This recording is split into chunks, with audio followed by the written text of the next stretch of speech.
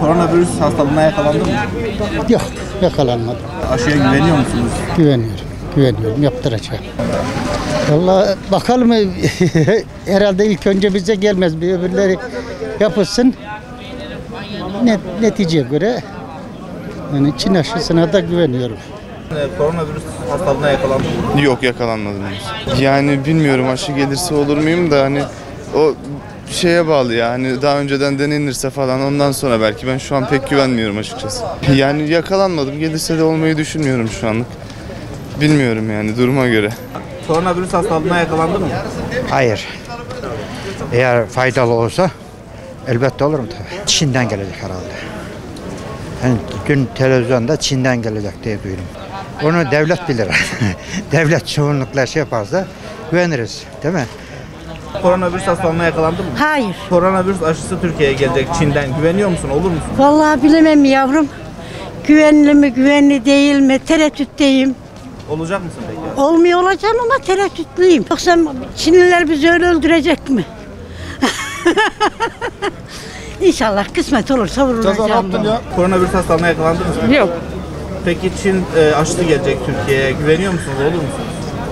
Vallahi olurum. Büyükler ne diyorsa, Sağlık Bakanı diyorsa tamam, okeydir. Hastalığa yakalandın mı? Allah'a şükürler olsun. Yakalanmadım.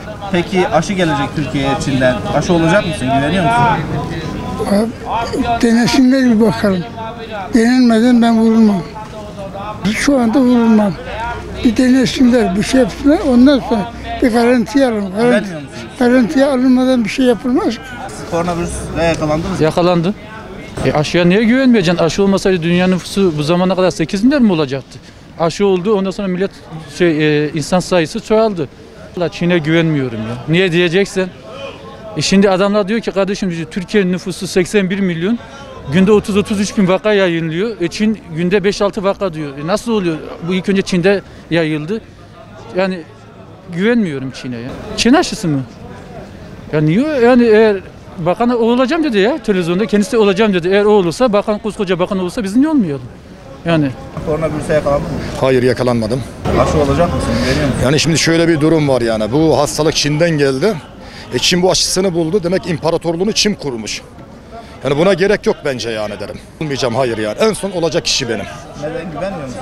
Ya yapmam yani. Koronavirüse yakalandınız mı? Hayır. Siz aşıya güveniyor musunuz? Aşı olur musunuz? Hayır. Neden? Pek güvenemediğim için olmaz. Şimdi şeyledir yani, her hekimin verdiği ilacı kullanmaman gerekiyor. Benim öyle başıma çok geldi yani. Bir de benim abime de böyle iğne vuruldu, sakat oldu yani. O yüzden yani güvenmiyorum. Evet. Koronavirüse yakalandınız mı? Yok. Peki Türkiye'ye Çin'den aşı gelecek. Güveniyor musunuz? Aşı olacak mısınız? Ben olmam. Neden? Bunları bilmiyorum da ben olmam, bilmiyorum. Güvenmiyor musunuz? Güvenmiyorum demek ki. Olmam ben. Evden çıkmıyorum ki korkam. Korkmuyorum. Peki korunmak için ne yapıyorsunuz? Maske takınıyorum, elimi yıkıyorum. Temizliyor, heyecene bakıyorum. Yeterli mi bu? Yeterli değil. Değil de ne yapacaksın? Ekmek parası, mecbur çıkıyor dışarı.